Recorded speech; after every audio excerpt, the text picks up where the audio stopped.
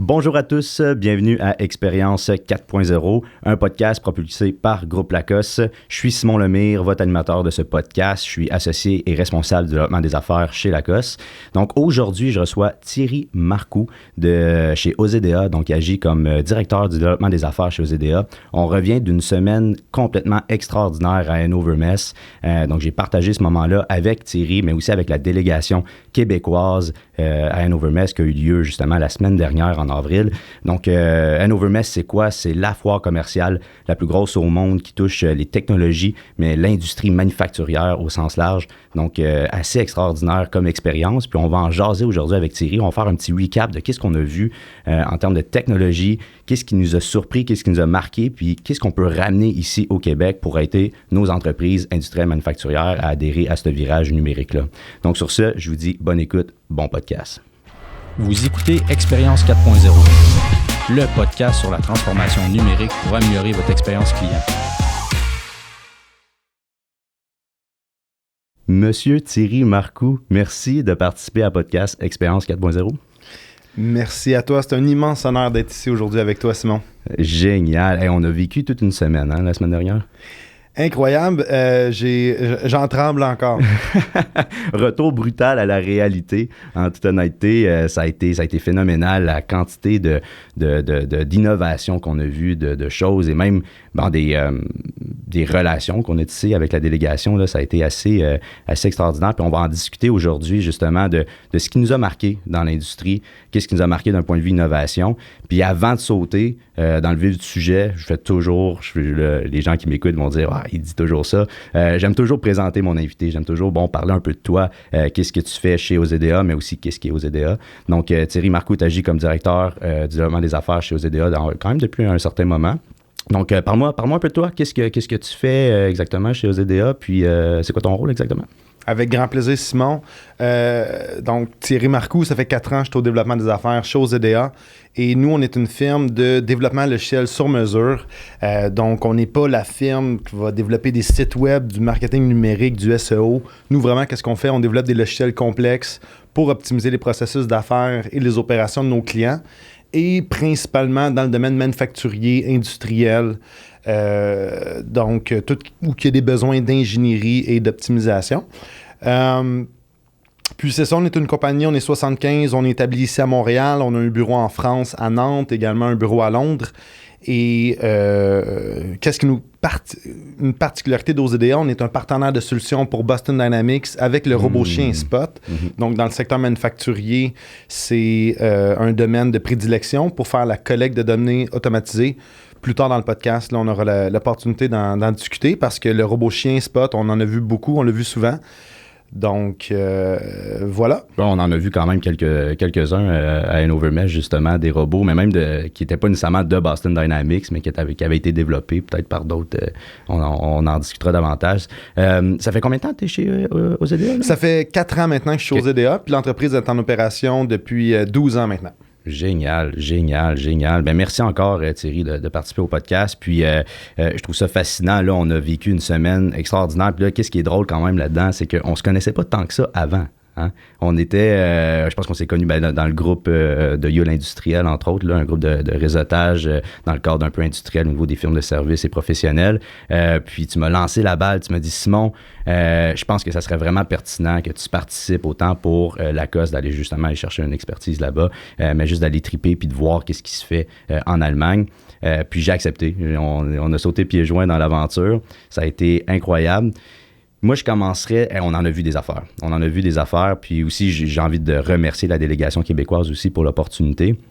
Qu'est-ce qui t'a le plus marqué, toi, en arrivant là-bas, mettons, la première journée de show, on a fait quelques visites de kiosques. Là, je lance une question un peu at large, là, mais la première chose qui t'a marqué, qui t'a fait « wow ».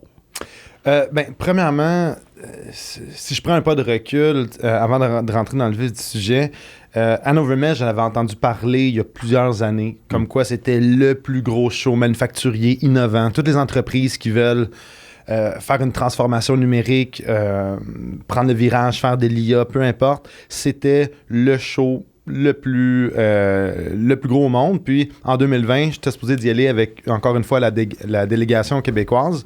Et il y a eu la COVID, il y a eu l'année 2020 qui a été annulée, 2021 qui était en remote. L'an passé, c'était une plus petite édition. Et cette année, c'était le grand retour d'Hanover Messe. Donc, c'est pour ça que quand j'ai décidé d'y aller, j'ai dit hey, Simon, on y va ensemble, let's go. Puis j'ai pas été déçu, ça c'est sûr et certain. Pour mettre en contexte le monde, on arrive là-bas, c'est littéralement comment je pourrais dire, un aéroport avec plein de hangars qui sont les différentes salles d'exposition. Il y en a environ une vingtaine et chaque salle d'exposition, c'est environ peut-être 4-5 terrains de football minimum. Ouais. Puis j'appelle ça moi l'opulence 4.0 parce que c'est dément, c'est trop, c'est 5 jours de show, tu peux même pas marcher, tu as difficilement l'opportunité de marcher tous les hangars, toutes les salles de conférence et de voir toutes les booths en une semaine. Ça, c'est sûr et certain. Donc, c'est facile de se perdre. C'est facile, si tu n'as pas un plan de match, de juste passer à travers les salles de conférence et ne rien voir. Donc, moi, qu'est-ce qui m'a impressionné au début, c'est vraiment le scale, la grandeur, la grosseur également des booths. C'est fascinant, là. C'est fascinant. C'est temporaire, c'est juste 5 jours la foire commerciale, puis tu as des booths qui ont des restaurants, qui ont 2 étages, qui ont des ascenseurs, qui ont des salles privées de réunion, il y a même des chaînes de production automatisées qui ont été assemblées, tu as des warehouses avec des robots qui se promènent, tu as les autos qui sont en train de se faire assembler. Honnêtement, le wow factor, j'ai jamais vu ça de ma vie. Puis dans une autre carrière, moi, j'ai fait plusieurs trade shows quand j'étais plus dans l'industrie de la mode. Ça serait pour un autre podcast. Jadis. Puis j'ai jamais vu cette envergure-là dans une foire commerciale. Le wow factor pour attirer l'attention des... Fascinant.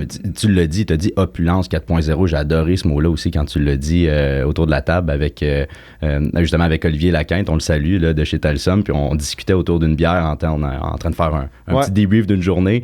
Puis justement, il a sorti un article là, dans le Journal des Affaires là, récemment, puis il y a plusieurs points qu'on va discuter aujourd'hui, mais le mot que tu as sorti autour de la table, opulence 4.0, ça nous a tous marqué, puis c'est vrai que c'est ça. Mm-hmm. Non, 100%, je veux dire, c'est un mot aussi qui est galvaudé à plusieurs sauces. Avant, c'était tout relié à la valorisation des données en entreprise, l'automatisation.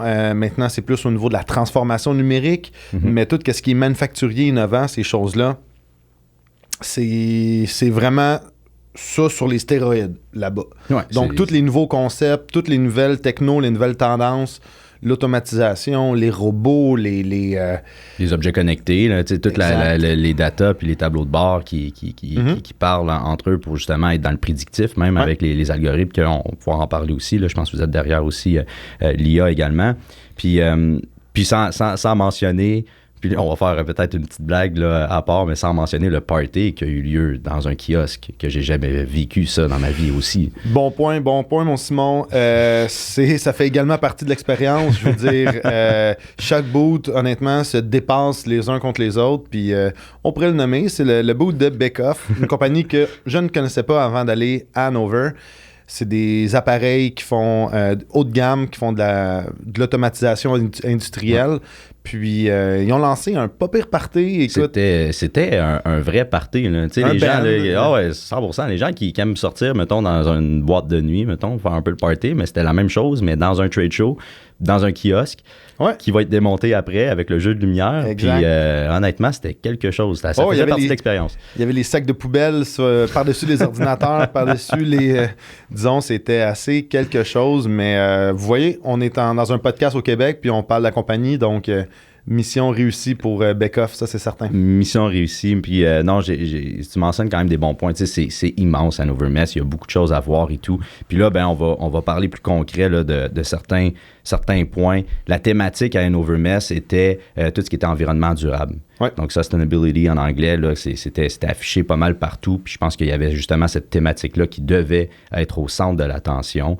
Tu sais, en quoi ça consiste l'environnement durable dans le domaine industriel manufacturier? Ben là, c'est large, oui, mais c'est toujours de faire plus avec moins, oui. mais c'est tout ce qui est environnement circulaire, la décarbonisation, l'environnement durable, d'être plus vert possible dans les méthodes de fabrication, dans le comportement aussi de l'acheteur. Donc, ça, on pourra en mentionner. Toi, ce côté-là, cette thématique-là au sens large, comment tu l'as perçu là-bas? Y a-tu des kiosques, y a-tu des entreprises qui t'ont allumé à ce niveau-là? Certainement, c'est un super bon point. Je pense que, comme tu viens de le dire, le climat, puis c'est un enjeu important en ce moment. Puis chaque compagnie, chaque boot amenait une solution à ce problème. Puis des cas concrets, par exemple, je pourrais penser à Siemens, qui est une immense compagnie. Je ne pensais pas à quel point c'était gros. On a eu une visite privée là, avec la délégation québécoise. 100 milliards de chiffre d'affaires, c'est tout simplement immense. Puis, une de leurs solutions qu'ils font actuellement, c'est des solutions end-to-end avec du vertical farming. Donc, c'est vraiment très spectaculaire. Ils font des chaînes de production pour faire pousser, peu importe, des laitues ou les aliments. Puis, avec du computer vision, ils sont capables de filmer et de voir comment les plantes poussent et tout dépendamment des données qu'ils récoltent, sont capables de modifier l'apport en nutriments, l'apport en eau. Donc, c'est toute une solution intégrée avec des dashboards en live. Donc, c'est fait pour optimiser la production, limiter les intrants. Limiter le gaspillage aussi. Éviter le gaspillage, tout à fait. Ils sont en partenariat avec 80 Acres Farm aux États-Unis. Donc, ils ont mis le projet en application. Là, c'est pas juste dans leur lab. Donc, ça, c'est un super bel exemple. C'est un bon point. Puis ça, je fais une parenthèse sur Siemens, puis on revient après au côté, en anglais, sustainability, l'environnement durable. Mais Siemens aussi, le kiosque qui est fascinant, là, tu rentres là-dedans, c'est pratiquement, c'est un plancher de production. Là, certainement. C'est incroyable. Là. Il faut prendre un rendez-vous. On a des guides. On avait des petits écouteurs avec un guide qui nous... c'était tellement cacophonique que des fois, il nous disait « OK, on a la chance d'aller dans cette portion-là. Venez avec moi. Il y avait quasiment une petite perche avec un drapeau. Suivez-moi. » Non, c'est vrai, c'est immense. C'est immense. Puis la quantité de technologie qu'il y avait, puis le vertical farming, qui est justement un peu cette agriculture-là faite de façon verticale, qui est vraiment un peu, je pense, c'est le vers-là, il faut s'en aller. D'un point de vue espace, oui, mais aussi d'un point de vue environnement durable et limiter le gaspillage, puis de maximiser la productivité. Mais toutes les autres kiosques, du moins les autres zones d'innovation qu'il y avait, on avait beaucoup de robotique, on avait beaucoup de tableaux connectés. C'est, comme tu l'as mentionné, c'est toutes des innovations, puis c'est un VP chez Siemens qui l'avait mentionné, c'est tout en opération en ce moment. Donc, c'est pas juste des prototypes qui sont affichés. Je fais le parallèle des fois avec le salon de l'auto où on voit des prototypes de véhicules. Là, à ce moment-là, à Hannover-Messe, tout ce qui était sur le plancher de Siemens, qui est la fine pointe de la technologie, est opérationnel dans une entreprise ou une autre. Ça, j'ai trouvé ça hallucinant. C'est ça, je pense que la grande majorité, je pense qu'il y en a encore quelques-unes qui étaient dans leur lab, mais les détails m'échappent. Il y a tellement eu une surload d'informations durant cette semaine-là là, que, disons, ça avait été un petit peu dur à suivre. Mais clairement, Siemens, c'est un joueur qui s'est démarqué là, dans cette semaine-là. Il y a également toutes les technologies là, de réalité augmentée. Ça a été Je sais que ça fait longtemps, par exemple, que la technologie elle a été amenée avec les HoloLens de Microsoft, puis dans le secteur industriel, l'adoption était plus ou moins là à cause de la technologie qui n'était pas là, mais j'ai eu la chance de la tester, puis on a parlé également avec des compagnies, avec des cas concrets.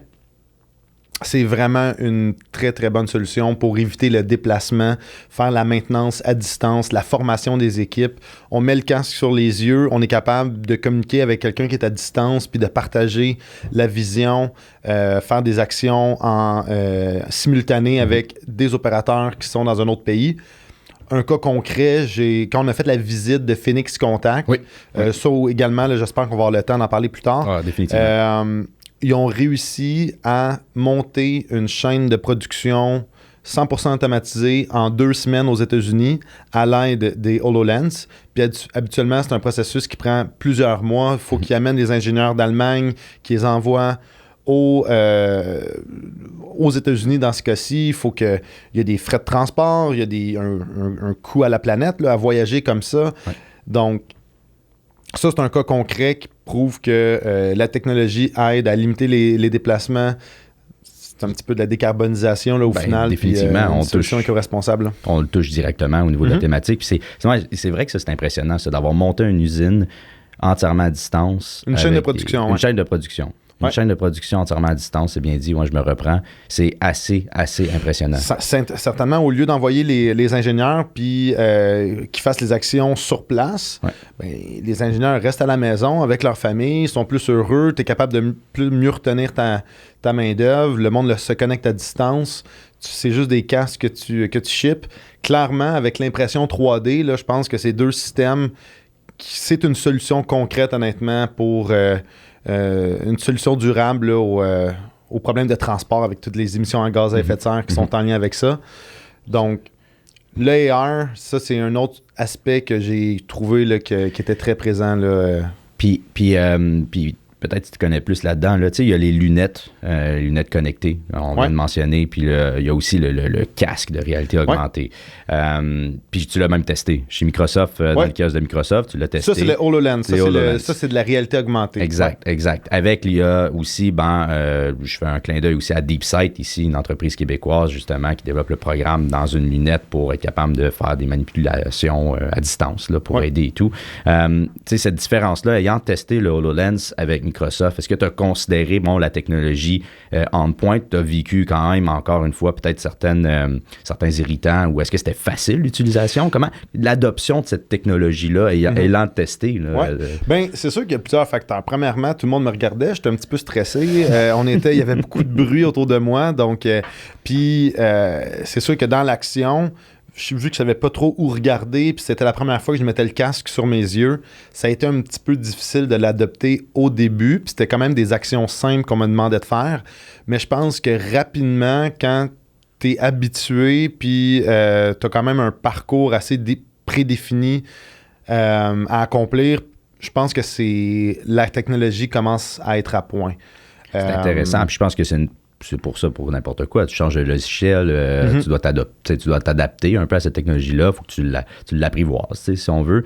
Fait que je pense que ça fait partie quand même de la courbe d'apprentissage, de porter un casque, puis de faire une action qui est complètement, dans une réalité augmentée. Tu n'es pas dans un monde virtuel, donc faire la différence aussi avec le métavers, le metaverse aussi. Donc, tu n'es pas non plus dans un autre monde complètement. C'est juste que tu vois des actions dans une lentille. Donc, c'est vraiment une réalité qui est augmentée. Je pense que c'est quand même important de faire la différence, là. Intéressant. Je fais un pas de recul, je reviens encore dans le côté environnement durable. Tu as mentionné un bon point de justement être capable de limiter les déplacements. Je pense que ça aussi, c'est un côté qui va s'en venir de plus en plus important. Il y a une technologie que moi, je n'étais pas au courant. Les fameux acronymes là, qu'on connaît, là, on pourrait tous les nommer. Moi, je suis habitué d'entendre le LMS comme un Learning Management System, donc une plateforme pour aider l'apprentissage puis la formation, etc. Mais là, à Hanover Mess, on mentionnait le Load Management System. Comment toi, tu l'as compris, ce fameux logiciel-là, sans être un expert? C'est juste que j'ai trouvé ça quand même assez intéressant et assez impressionnant. Puis tu m'avais mentionné quelque chose de super cool par rapport à ça. Oui, bien, ça, c'est aussi une autre grosse tendance là, qu'on a vue là-bas, les Load Management System. C'est surtout en lien actuellement avec la crise énergétique qu'il y a en Europe à cause de l'invasion de l'Ukraine par la Russie, puis tout l'hiver qu'ils ont passé. C'était extrêmement névralgique de bien gérer l'énergie. Donc, les LMS, c'est des systèmes pour mieux gérer l'énergie, la consommation pour subvenir au pic de consommation. Donc, c'est sûr que c'est tout dépendamment de quel contexte, son utilisation, quelle application, dans quel domaine. Tu as plusieurs LMS qui s'adaptent à plusieurs contextes, mais c'est chaque compagnie, que ce soit Microsoft, pour bâtir des chaînes d'approvisionnement résilientes et durables, ou d'autres compagnies qui offraient leur LMS, c'était une tendance là, pour mieux gérer l'énergie, les data, les données, la consommation surtout, pour pallier au pic de consommation, pour pouvoir avoir une utilisation. ILO, c'est un très, très bon exemple ici au Québec. Là, c'est vrai. Qui éduque un petit peu le consommateur à mieux gérer sa consommation d'énergie. Puis même ILO, ils ont mis de la gamification un peu pour inciter les gens, et c'est plus des rewards là, qu'ils donnent là, pour inciter les gens à consommer dans les basses périodes de pointe, exact. Mais encore une fois, je ne suis pas un expert des LMS, mais ça, c'est ma compréhension. Puis on voyait beaucoup en Europe. Ça, c'est une grosse tendance qu'on a vue, là, certainement. Non, absolument. Puis, tu sais, je fais du pouce là-dessus parce qu'il y a même le PLM, là, le Product Lifecycle Management System, là, qui est un autre acronyme que je vous ajoute à votre vocabulaire. Il y en a peut-être quelques-uns qui connaissent ça parce que c'est quand même plus populaire que le Load Management. Puis ça, je trouvais ça intéressant. Puis j'ai envie de dire quelque chose aussi en lien avec la cueillette des informations qu'une entreprise peut faire pour évaluer leur quantité énergétique dans une chaîne de production, par exemple. Puis on a visité, c'était une présentation, c'est un centre de recherche là-bas avec un Smart Factory, donc évidemment une usine, si on veut, connectée, qui était comme prototypée là, en miniature. Puis dans notre cas, chez Lacoste, on est beaucoup derrière tout ce qui est gestion de la relation client, donc on est plus expert au niveau des opérations de revenus. Puis ça m'avait captivé parce qu'à un moment donné, il montrait un CPQ, donc très de base, donc un CPQ qui a une Configure Price and Quote System, donc un outil de configuration de produits. Donc, l'acheteur, donc par exemple un acheteur, peu importe, veut acheter un camion. Il part sur le CPQ puis il commence à construire son camion. Puis là, une fois que il a construit son camion, c'était de façon très simple. Là, la carrosserie, je la veux vert, je veux tel X de tailleur, puis je veux une remorque dessus de X nombre de pieds. T'sais. Bon, ça c'est fait. Là, boum, ça envoie directement à notre usine qui est connectée. Puis là, ils commencent à fabriquer le camion de façon complètement automatisée. Donc, déjà là, c'était quand même assez flyé. Là. Si je prends un pas de recul ici au Québec, on a encore beaucoup des stations qui travaillent en silo, mais on s'en vient là. Tranquillement, on commence à automatiser les chaînes de production.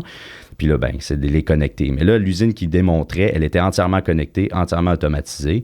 Puis, toute la cueillette d'informations sur la quantité énergétique que ça prenait de construire le camion, on l'avait en temps réel, puis on était capable de dire, hey, on est capable de s'optimiser à X nombre de points, puis on a été capable justement de diminuer X nombre d'initiatives dans notre chaîne de production pour réduire justement l'émission de gaz à effet de serre dans X nombre de je ne suis pas un expert non plus, mais ça donnait certains KPI sur l'utilisation énergétique de la chaîne de production.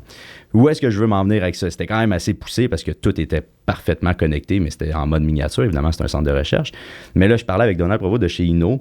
Puis lorsque je jasais de ça avec lui, j'essaie de voir, nous, dans notre application, d'un point de vue comportement de l'acheteur. Parce que c'est bien beau de réduire de vouloir, nous, être encore plus durable dans notre chaîne de production, si je prends la place d'un manufacturier.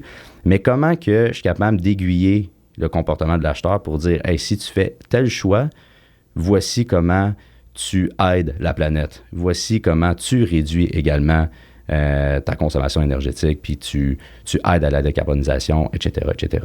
Puis là, de quelle façon ça peut être fait? Mais c'est quand que l'acheteur est pour acheter son camion, que automatiquement, en fonction de ta chaîne de production qui est capable de retirer la donnée avec un load management system, par exemple, à ce moment-là, quand l'acheteur est capable d'avoir automatiquement un niveau de décarbonisation X en fonction de sa configuration de produit qu'il est en train de faire. On peut même pousser ça plus loin. Tu peux potentiellement, pas, sans dire un rabais, mais tu peux potentiellement avoir un meilleur prix si tu réduis justement ta consommation énergétique dans cette chaîne de production-là quand tu fais ton produit. Là, je vais très loin, mais ultimement, c'est même d'arriver avec, regarde, si tu achètes X, tu aides à réduire ça. Nous, on est gagnant, la planète est gagnante, puis ça, on n'a comme pas le choix d'y adhérer.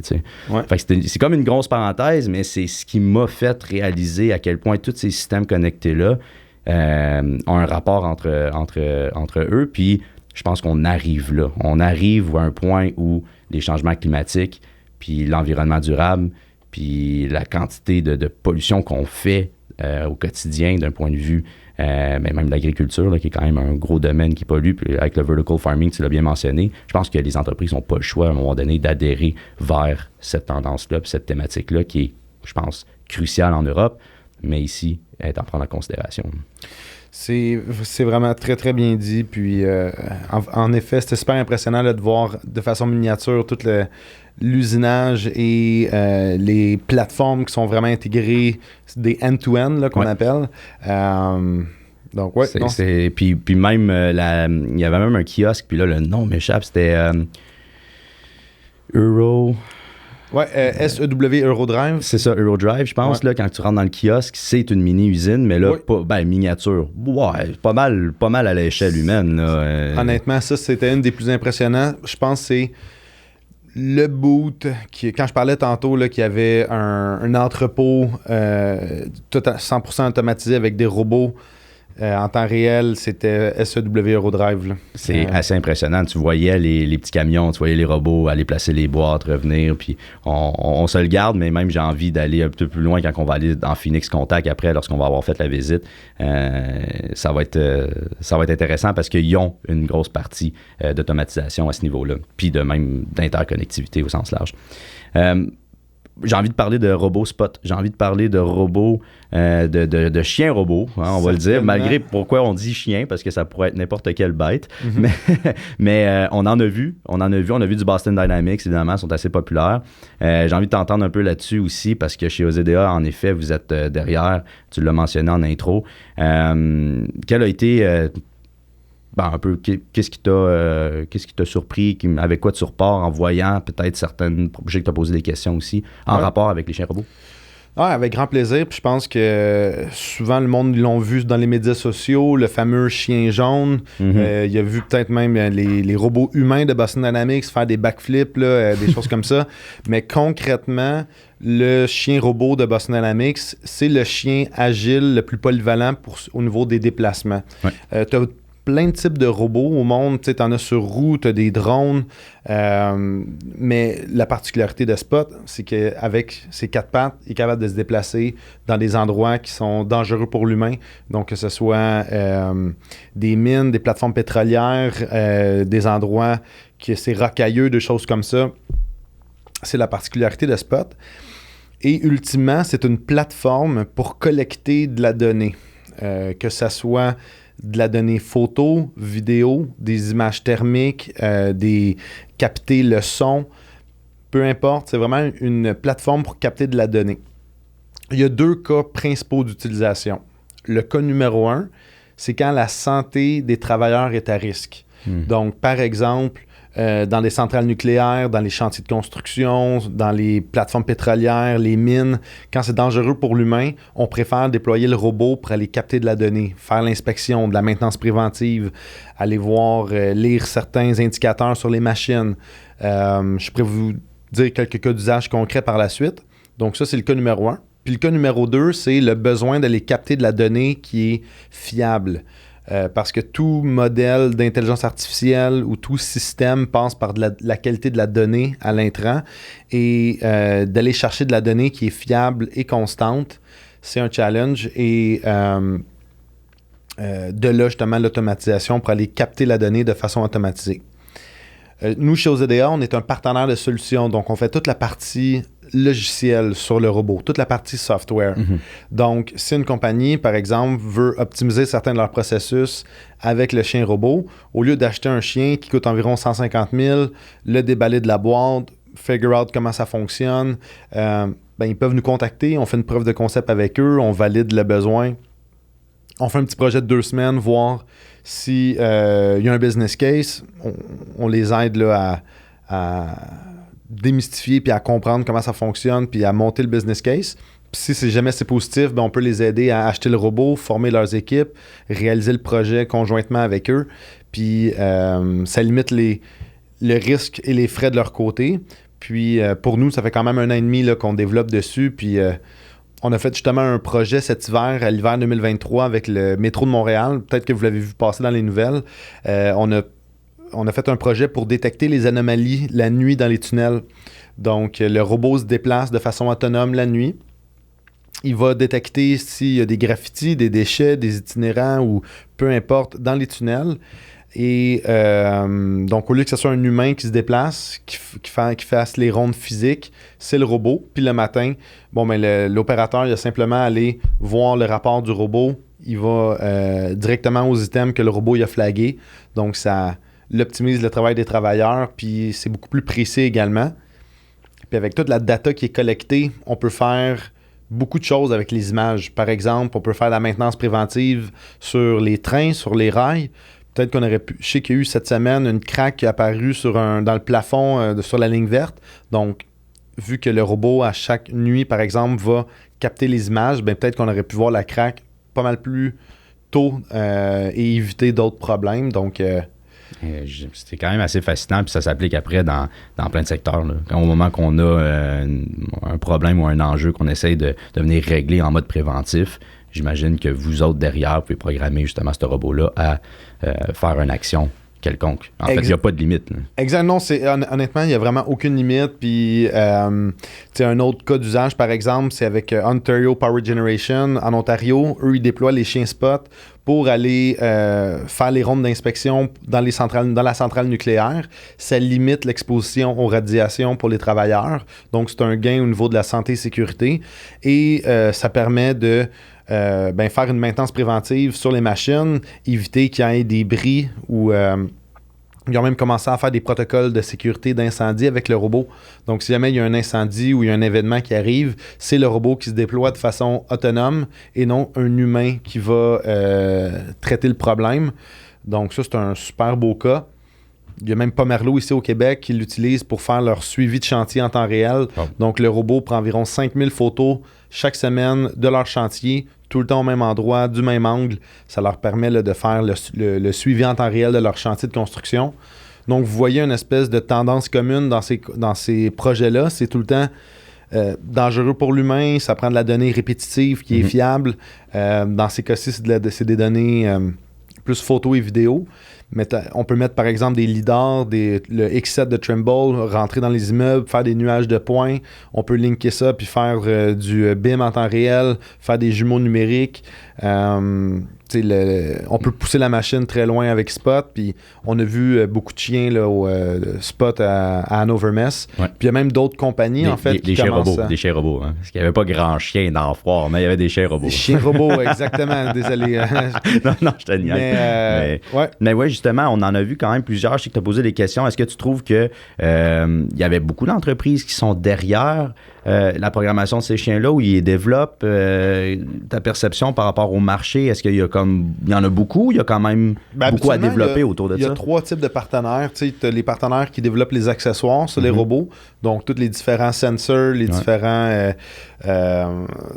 payload qu'on met sur les robots. Tu as également les partenaires d'intégration qui vont prendre les solutions, qui vont les intégrer dans l'écosystème, soit les connecter à un logiciel GMAO, par exemple, ou à SAP ou à d'autres types de logiciels comme ça pour des logiciels de maintenance. Et tu as des partenaires de software comme nous qui vont vraiment créer des logiciels, créer des programmes sur le chien pour le rendre autonome, pour qu'on puisse faire des missions et que par la suite, le chien puisse refaire les missions par lui-même sans qu'un humain doive interagir avec lui. J'ai pas vu beaucoup de partenaires de solutions. Là-bas, c'était plus des compagnies qui avaient un chien dans leur... qui avaient un chien robot, pardon, dans leur boot, un petit peu pour capter l'attention puis pour montrer que c'était possible. Mais... je me suis pas arrêté non plus à tous les kiosques qui avaient le chien robot. Donc, puis il y en avait d'autres compagnies qui essayent de développer d'autres robots similaires au chien Spot.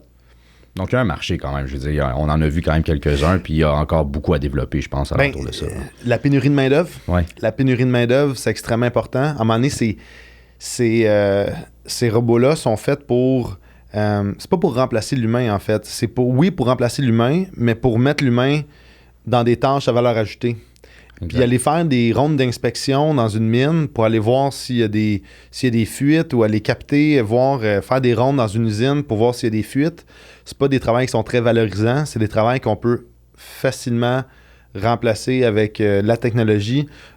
Donc... Puis même le faire overnight, là, c'est pour ça des fois on pense à une cellule robotique en avant d'une presse ou d'une machine quelconque. C'est parce que le robot peut aussi travailler toute la nuit, puis steady, puis non-stop, sans pause, si on veut.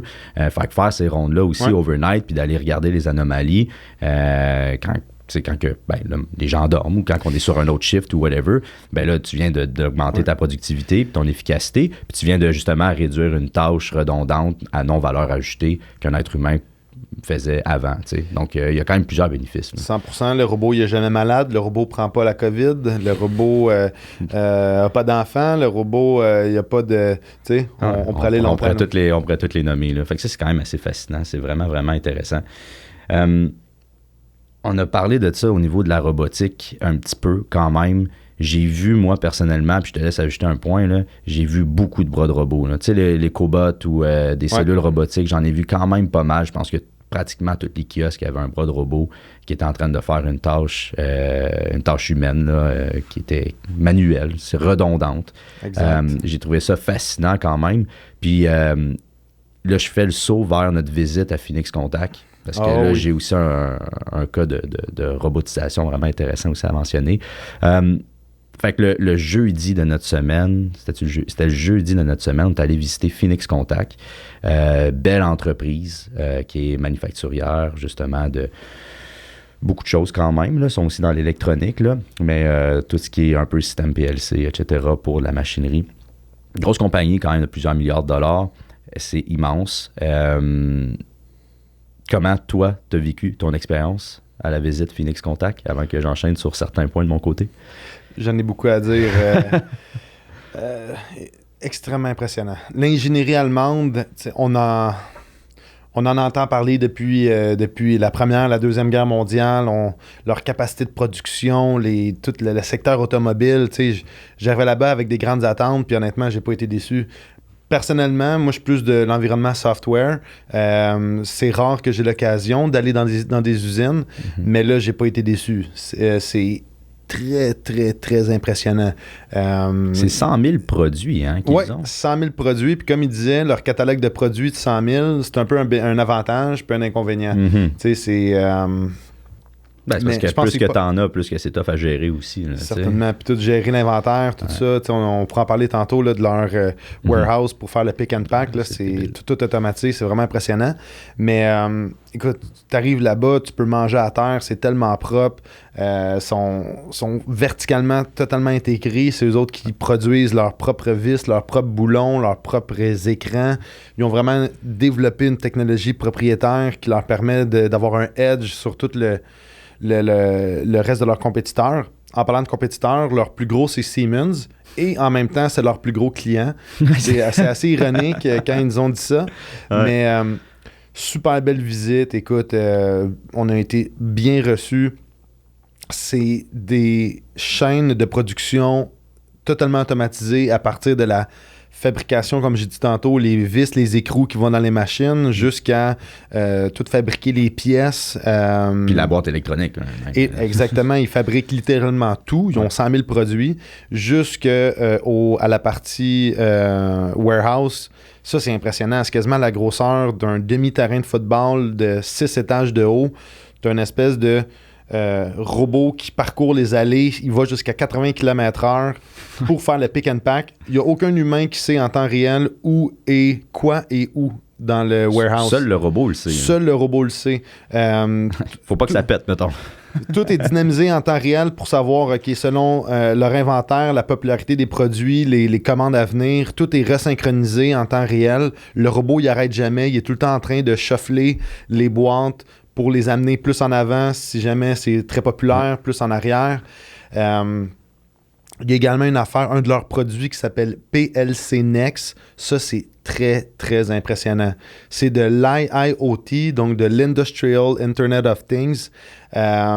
Puis, c'est une espèce de système modulaire que les entreprises peuvent bâtir leurs applications manufacturières avec PLC Next. Puis, c'est quand même assez avancé. Là. Alexandre, le rep ici au Québec, m'en parlait. Une utilisation, par exemple, de leurs clients sont capables de tout être synchronisés avec plein de types de données différentes. Puis, par exemple, dans le Midwest aux États-Unis, leur manufacturing plant, leur centre de manufacture, sont reliés aux données météo. Donc, ils savent en temps réel s'il y a une tornade qui se dessine en dedans de quelques secondes, quelques minutes, sont capables d'ajuster la production, enclencher des processus de backup. Donc, tout est connecté avec plein de sources de données différentes. Écoute, ils me parlaient honnêtement de leur logiciel, même si moi je suis dans l'industrie, c'est quand même très puissant puis évolué.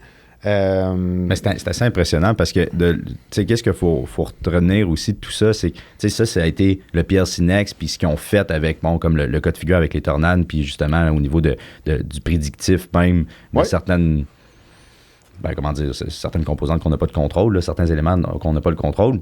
Mais tu sais, ça, c'est un cas de figure, mais de commencer à s'automatiser, de commencer à justement s'interconnecter, fait que le fameux IoT, comme tu mentionnais, je pense que les entreprises doivent commencer à le voir, puis c'est à votre sauce, c'est en fonction de vos besoins. Fait que nous, ce qu'on retient de là, c'est que là, on est allé voir comme une multinationale incroyable. Eux, ils l'utilisent de cette façon-là avec tel produit, mais partez de ça, c'est comme un, je vais pas appeler ça le rêve américain, le rêve allemand, mais tu sais, c'est OK, wow, c'est malade, mais comment moi je peux faire un premier petit pas puis commencer à adhérer justement à l'interconnectivité de ma chaîne de fabrication, tu sais, avec mon supply chain, avec justement mon contact client, comment je peux commencer à connecter tout ça ensemble, avoir des tableaux de bord puis être potentiellement dans le prédictif, tu sais.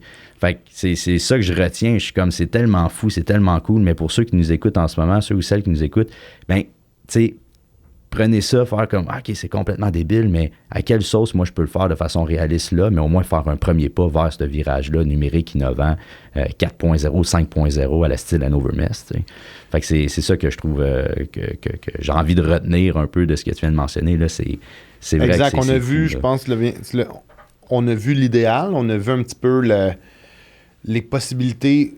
T'sais, on ne sera pas de cachette. L'Europe, l'Allemagne est peut-être 10 ans en avant de nous autres, puis on a le vécu de nos yeux. Quand on revient ici, faut qu'on prenne les learnings puis qu'on puisse transmettre ça aux entreprises d'ici. Ouais, exact. Je pense que c'était ça aussi l'objectif de la Hanover-Mess, c'était d'aller voir c'est quoi les meilleures pratiques, qu'est-ce qui se fait dans le monde.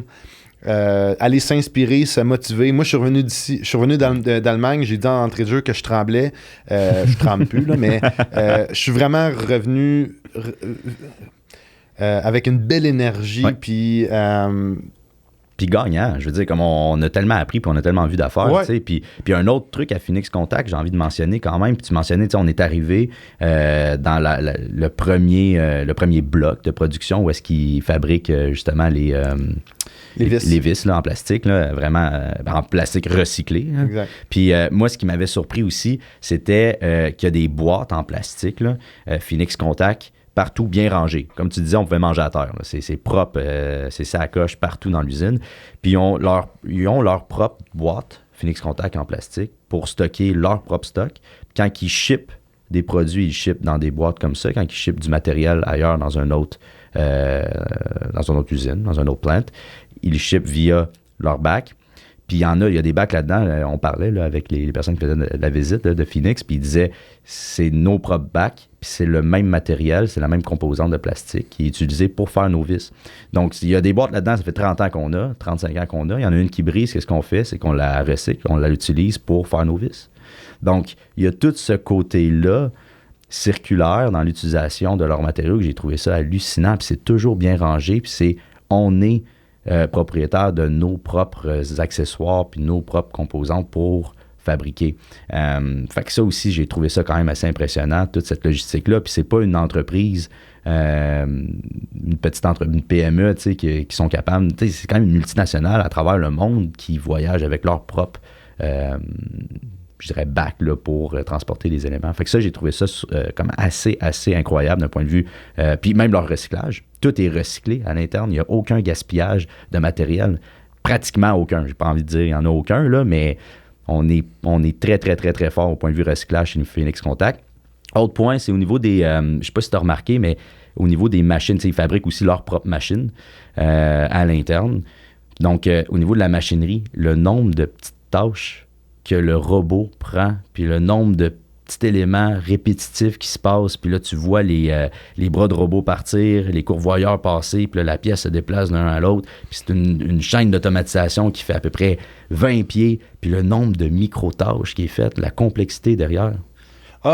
Honnêtement, je pense qu'on aurait pu rester environ toute la journée à regarder une chaîne de production, chaque étape. C'est extrêmement impressionnant. Il y a du computer vision, ils sont capables de voir le fil, sont dans quel ordre. Il y a un petit robot qui va déprendre les fils, qui les met dans le bon ordre, qui retwist, qui les emballe, qui chaque détail est tellement précis. C'était vraiment impressionnant. C'est vraiment cool. Ouais. Puis on parlait de robotique tout à l'heure, puis tu sais, les bras de robot, robot collaboratif ou tout simplement un robot qui fait une tâche X. Moi, ce que j'ai trouvé, tu sais, Phoenix Contact, c'est quand même quoi, à peu près 22 000 employés, 22 000 employés, 6 milliards de chiffre d'affaires. Ah, quand même, hein, c'est pas une maigre entreprise. Puis quand on est arrivé là, tu sais, c'est une ville. Tu sais, l'usine, là, le headquarter, si on veut, le siège social, c'est une ville. Puis tout le monde savait ce qu'il y avait à faire. Puis même quand on marchait dans l'autre plan qui est plus l'électronique, les ingénieurs sont à leur poste de travail, puis font de travail, sont beaucoup à l'écran, sont en train de monitorer les indicateurs clés de performance par rapport, bon, OK, ça c'est en train de se faire. Puis pratiquement à chaque station, qu'il y avait un membre d'équipe qui travaillait sur une composante dans le processus de fabrication électronique, il y avait un bras de robot qui faisait une tâche répétitive. À valeur non ajoutée pour un humain. Fait que ça, j'ai trouvé ça quand même assez impressionnant que ça, c'est inné là-bas. Là. T'as un bras de robot qui vient aider l'humain à faire des choses qui sont complètement répétitives, à aucune valeur. Puis t'as l'humain après à côté qui, lui, il gère tout simplement sa station puis il fait des tâches vraiment plus évolutives par rapport à la fabrication en soi de la pièce. Fait que ça, j'ai trouvé ça assez impressionnant à marcher là. Ouais, c'est la collaboration humain-robot de plus en plus... ça va être présent. Puis là, en ce moment, on parle dans le secteur manufacturier, puis de plus en plus, ça va être dans nos vies quotidiennes. Tu as dit quelque chose d'intéressant, c'est presque une ville, Phoenix Contact. Ouais. En fait, si on met un pas en arrière, je pense que l'entreprise, elle a été fondée dans les années 1920. Puis, c'était juste à la gare, je crois, de Berlin qu'il y avait le premier bureau de Phoenix Contact. Puis, à cause de la Deuxième Guerre mondiale, il y avait eu des bombes. L'usine, elle avait explosé. Donc, c'est pour ça qu'ils étaient allés au milieu de nulle part. Ils ont dit, prochaine fois, on va le faire ou qu'on ne se fera jamais bombarder. Donc, ils ont vraiment conçu l'usine, le headquarters. T'sais, si je fais une allusion au Québec, là, je veux pas être chien contre une région, là, mais ça serait peut-être... on va y aller avec quoi? Je sais pas, je te laisse aller là-dessus. Là. Non, pas le Témiscamingue, j'ai ma belle famille qui vient de là, mais on va dire Chibougamau, dans le coin de Sept-Îles peut-être. OK. Le Grand Nord. Ouais. C'est comme si tu allais dans le Grand Nord, tu dis, regarde, il n'y a jamais personne qui va aller bombarder là-bas. Ouais. Puis ils ont littéralement tellement grossi que c'est devenu une ville, c'est rendu énorme. Ouais, c'est une ville au top un peu d'une colline aussi. Là, fait qu'ils sont comme, c'est assez impressionnant. Ça a été une belle visite. Puis je trouve ça intéressant. Je fais du pouce aussi un peu sur... encore une fois, je reviens un peu sur notre expertise chez Lacoste et tout par rapport aux opérations de revenus. Parce que j'ai trouvé, moi, à Overmess, personnellement, qu'on n'en parle pas beaucoup. Puis c'est peut-être normal. La thématique, c'est chaîne de production, chaîne d'approvisionnement. On parlait de l'environnement durable et tout. Donc, c'est sûr que générer plus de revenus ou améliorer les opérations de revenus, c'est pas nécessairement la thématique première dans cette industrie-là, puis du moins pas au show. Mais je trouve quand même que c'est interrelié, juste avec l'exemple que j'ai mentionné tout à l'heure. Puis j'ai trouvé quand même qu'il n'y en avait pas tant que ça. Et on ne mentionnait pas tant que ça. Puis je vais les citer, le kiosque de Microsoft qui parle un peu de la numérisation des ventes puis de l'automatisation au niveau des processus d'achat reliés aux opérations. Puis il mentionne, mais il ne l'explique pas, puis il ne le dévoile pas. Puis pas juste eux. Après, on pourrait mentionner SAP, on pourrait mentionner les gros de ce monde.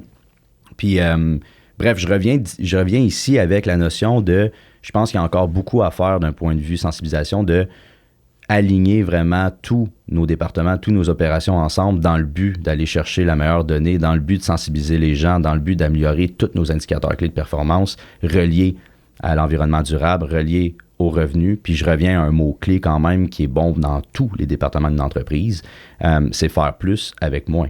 Pas juste avec la pénurie de main-d'œuvre, mais avec tous les enjeux qu'on pourrait avoir, géopolitiques, tous les enjeux qu'on ne contrôle pas, de faire plus avec moins, puis d'être pratiquement un peu autosuffisant, d'avoir notre propre donnée, d'avoir des systèmes en place, d'être structuré, puis d'être fluide d'un point de vue opérationnel.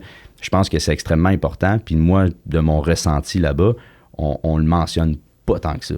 En fait, on le mentionne peu ou pas du tout, en fait, ce côté-là. Je sais pas si de ton côté, tu as de quoi ajouter par rapport à ça, là, plus ou moins, mais... Ben, les opérations de revenus, toi, comment tu vois ça à Hannover-Messe par rapport à toute la fluidité des opérations de revenus? C'est sûr que, tu sais, on avait parcouru le show ensemble pour aller voir, tu sais, les joueurs qui étaient plus dans le CRM, l'automatisation des processus de vente, puis les revenus, c'est vrai qu'il y en avait vraiment pas beaucoup. Même on a été surpris là, des joueurs qui étaient là-bas. Surtout là, l'absence des joueurs qui étaient là. Ouais. C'est sûr que d'un point de vue expérience de consommation, comme on a dit tantôt, Hannover-Messe, c'est vraiment une expérience particulière. Ouais. Avec toute la dimension spectaculaire des kiosques, puis des conférences, puis de l'information qui est très, très overloadée, si je pourrais dire. Mais au niveau de l'optimisation du RevOps, on n'a pas vu grand partenaire là-bas. Là. Fait que je reviens en effet, je pense qu'il y a de quoi à faire. Je pense que c'est pas à négliger parce que tout est interconnecté. Puis je l'ai mentionné tout à l'heure, si on veut maximiser notre chaîne de production, si on veut fluidifier tout simplement les opérations au complet d'une entreprise, ben c'est du lead to cash au complet, puis plus que ça même. Donc, c'est vraiment, vraiment important, je pense, d'avoir cette notion-là. Il y a encore beaucoup à faire. Mais en effet, ça reste quand même, je reviens là, sur mes mots, ça revient que c'est quand même un show pratiquement. Hannover-Messe, c'est un show sur le manufacturier, exact. La production, le supply chain, donc c'est tout à fait normal, mais la notion devrait être là parce que c'est une entreprise, c'est toutes les opérations, puis c'est l'alignement de tous les départements ensemble qui va aller chercher la meilleure donnée, puis le véhiculer finalement à l'acheteur, au consommateur, etc. T'sais. Bon point. Tu devrais en fait, moi je pense à une idée, tu devrais être là avec Lacoste. Je pense que il y a de la place. Il y a de la place pour vous, pour vos services certainement. Parlons-en. On termine là-dessus, Thierry, d'un point de vue, avant que je te pose la dernière question, mais avec la délégation québécoise, encore une fois, on les a remerciés et tout. L'année prochaine, c'est un rendez-vous. On compte y participer. Certainement. Probablement en tant que visiteur, oui encore, ouais. Mais ça nous amène en 2025. 2025... Oui, en 2025, en fait, chaque année, il y a un pays hôte, comme aux Jeux olympiques. Puis cette année, c'était l'Indonésie. Donc, il y a une cérémonie d'ouverture. C'est extrêmement protocolaire. Le chancelier d'Allemagne était là. Écoute, c'est vraiment... puis même le président indonésien il était là. Donc, c'est extrêmement protocolaire et impressionnant. 2025, c'est le Canada qui va être le pays hôte. Donc, en Allemagne, on va avoir un gros boot et la vision du Canada pour 2025, c'est d'avoir dans chaque pavillon un boot du Canada. Ouais. Puis c'est important de préciser, on l'a pas mentionné plus tôt, chaque pavillon, il y a une thématique. Donc, il y a une thématique plus hardware, donc il y a une thématique qui est plus au niveau des essieux, plus les pièces, les tuyaux, les gaskets, ces choses-là. Tu as une autre section, c'est la technologie, l'autre, c'est plus les robots. Donc, dans chaque pavillon, il va y avoir un pavillon du Canada. Puis, si jamais vous êtes une entreprise québécoise qui est intéressée d'aller essayer Hannover-Messe, je pense qu'un bon plan de match, c'est d'aller le marcher l'an prochain avec la délégation québécoise et potentiellement aller exposer en 2025 parce qu'il va y avoir un très gros contingent d'entreprises canadiennes. Puis, il y a des entreprises canadiennes très québécoises super inspirantes qui ont exposé cette année. Si je pense à Prévu 3D, VKS, Laserax aussi. Laserax également, c'est très impressionnant. La percée qu'ils ont également là, dans le marché automobile. Tesla, c'est leur client actuellement. Puis, ils ont une très belle croissance. Donc, Hannover-Messe 2024, certainement y participer. 2025 aussi. Peut-être un jour, on va y participer en tant qu'exposant, mais... on y pense. Peut-être 2025, ça pourrait être intéressant. Je te lance la balle, Thierry. Je finis sur une petite question, juste on finit là-dessus en quelques phrases. Prochaines étapes pour OZEDA. Qu'est-ce qui est sur la trame? Où est-ce que vous en allez? Y a-t-il quelque chose en développement? Sans dire un scoop. C'est quoi? Où est-ce qu'on s'en va? Ben en fait, OZEDA en ce moment, on commence à avoir beaucoup de traction avec le RoboSpot. Ça fait 1 an et demi qu'on est partenaire de solutions puis qu'on développe dessus. Puis là, on commence à avoir des projets concrets. On en a avec le métro de Montréal. On en a aussi une avec une aluminerie dans le nord du Québec, avec d'autres partenaires en Beauce. Et je pense que à travers les prochains mois, on va avoir une plus grosse équipe, puis on va déployer plus de robots au Québec concrètement. Également, on continue notre expansion en Europe, en France et à Londres. Donc, on commence à avoir du beau momentum là-bas. Donc, habituellement, les entreprises québécoises ont plus une tendance à aller dans l'Ouest canadien ou aux États-Unis. Mais nous, avec... qu'est-ce qui nous distingue surtout aux EDA, c'est l'environnement de travail et notre culture d'entreprise qui est axée sur la diversité, l'inclusivité, les programmes parentaux. Puis ça, c'est quelque chose qu'en Europe, ils ont beaucoup moins. Donc, qu'est-ce qui nous réserve l'avenir à court terme? Plus de projets concrets avec Spot, une expansion en Europe plus rapide, puis du plaisir. Je pense qu'on a vraiment du fun au final à faire ce qu'on fait. Notre mission d'entreprise, c'est rendre notre monde plus agréable avec la technologie, plus efficace et agréable. Puis c'est ça l'objectif. Là. Très sharp, très sharp. Ben écoute, bon succès, bonne continuité. Nous autres, c'est sûr, certain qu'on va se revoir très prochainement, autour peut-être d'une bonne bière, autour d'un bel événement aussi que vous organisez très prochainement aussi. Donc, Thierry, un gros merci. Ça a été un plaisir de marcher ce show-là extraordinaire avec toi, puis d'avoir vécu cette expérience-là, puis d'avoir ramené du beau stock, puis du beau contenu pour nos manufacturiers innovants québécois.